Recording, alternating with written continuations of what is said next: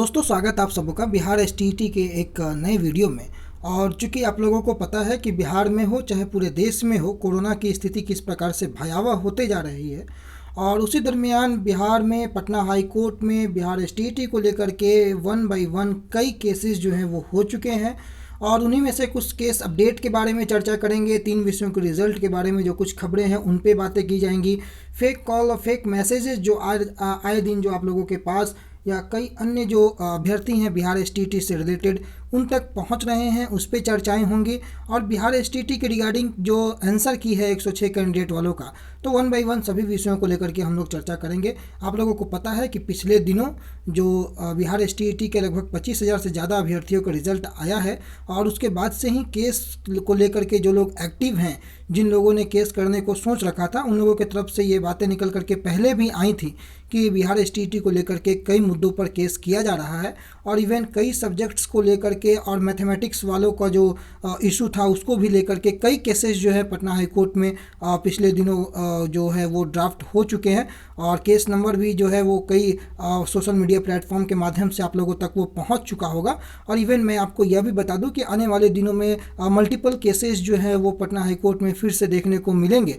चूँकि सबसे पहले अगर हम बात करें 4975 ब्लाइंड फेडरेशन वाले केस को लेकर के, जिसकी सुनवाई विगत 5 अप्रैल को थी, जो कि नहीं हो पाई थी। और चूँकि चीफ जस्टिस महोदय को कोरोना की जो शिकायत थी उस कारण से वो केस जो है वो अभी तक जो है वो पेंडिंग पड़ा हुआ है, क्योंकि वो कोरोना से पॉजिटिव निकले थे। और अभी उसकी सुनवाई तो लंबित थी ही, उसके बावजूद भी 3-4 केस जो है वो ऑलरेडी पटना हाई कोर्ट में दाखिल हो चुके हैं और मल्टीपल केस जो है वो होने के कगार पर हैं। तो सबसे पहले तो ये आंसर की जो जारी किया गया था एसटीईटी का, कल विज्ञापन के जरिए भी बताया गया था।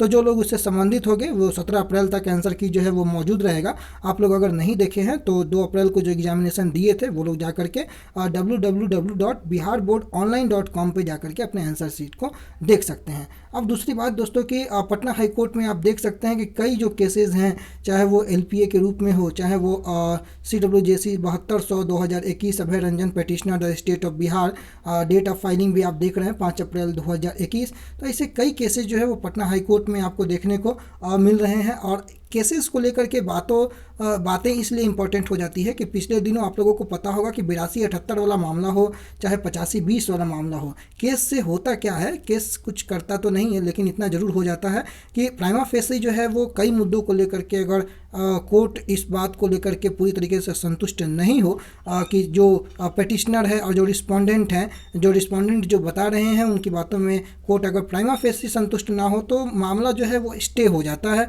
मामले पर स्टे लग जाता है और कई दिनों तक जो है वो मामला लंबित हो जाता है।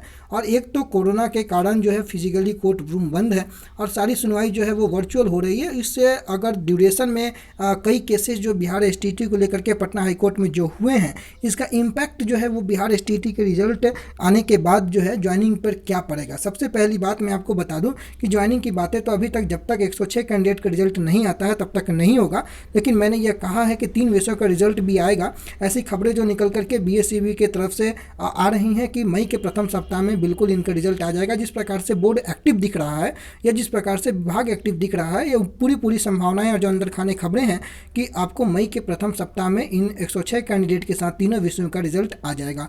और अगर रिजल्ट आ जाता है तो चूंकि 7वें चरण में किसी प्रकार की केस अभी तक नहीं थे, तो यह उम्मीद जरूर जताई जा रही थी कि मामला जो है वो आगे बढ़ सकता है। लेकिन 1 बाई 1 मल्टीपल केसेस होने के बाद बिहार एसटीईटी 2019 की भी जो स्थितियां हैं वो सभी से आप लोगों से परिचित बिल्कुल होंगे।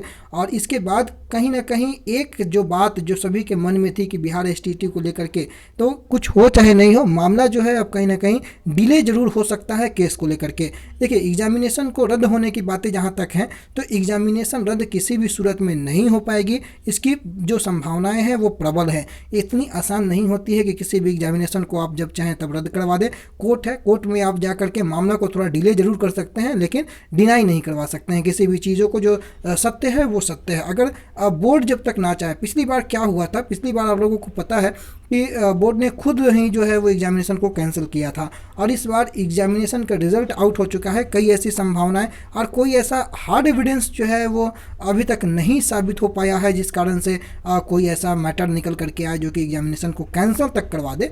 इसलिए किसी भी अभ्यर्थियों को घबराने की आवश्यकता नहीं है। एग्जामिनेशन कैंसिल होने की बातें जो चल रही हैं वो बिल्कुल बेबुनियाद है, ऐसी कोई बातें अभी दूर दूर तक नहीं है। मामला अभी हाईकोर्ट में ड्राफ्टिंग हुआ है, उसकी file number, token number, case number मिला है, सुनवाई होगी, आगे क्या सुनवाई होती है उस पर भी नज़र बना करके रखेंगे। जब तक कोई मामला की हियरिंग शुरू नहीं होती है तब तक उस पर टिप्पणी करना उचित नहीं है। लेकिन जो कंडीशंस जो है, जो मेरिट है केस में, जिस प्रकार का मामला है, क्या मामला है, वो देखने के बाद इससे वस्तु स्थिति पर पहुंचा जा सकता है कि यह जो केस किया गया है वो कितने दिनों तक या कितने लंबे समय तक टिक पाएगा। लेकिन जहां तक मेरा मानना है या जहां तक मुझे लगता है कि पटना हाईकोर्ट में केस करने के बाद भले मामला थोड़ा डिले जरूर हो जाए, लेकिन जो रिजल्ट आने के बाद की परिस्थितियां हैं, ज्वाइनिंग जो है वो जो लोग भी क्वालिफाई हैं उनकी होगी। तो इसके लिए आप लोगों को परेशान नहीं होना है।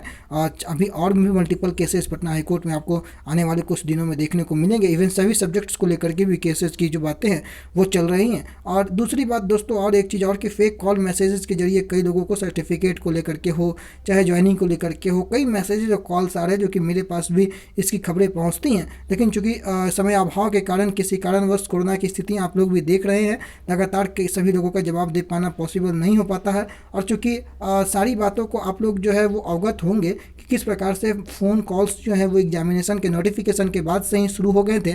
इवन रिजल्ट के बाद भी कई लोग जो है वो नंबर बढ़ाने को लेकर के अभी तक कॉल मैसेज की सिलसिले जो है वो जारी हैं। तो इन सभी कॉल और मैसेज को लेकर के आप लोग पैनिक ना हो, ये सभी फेक हैं, इनका वास्तविकता से जो है वो कोई लेना देना नहीं है। तो फिलहाल के लिए यहीं रखते हैं, और आने वाले दिनों में जो भी केस से रिलेटेड कोई अपडेट हो, बिहार STT से रिलेटेड कोई अपडेट हो निकल करके आता है तो आपको बताने का प्रयास करेंगे। फिलहाल के लिए इतना ही। Thank you so much.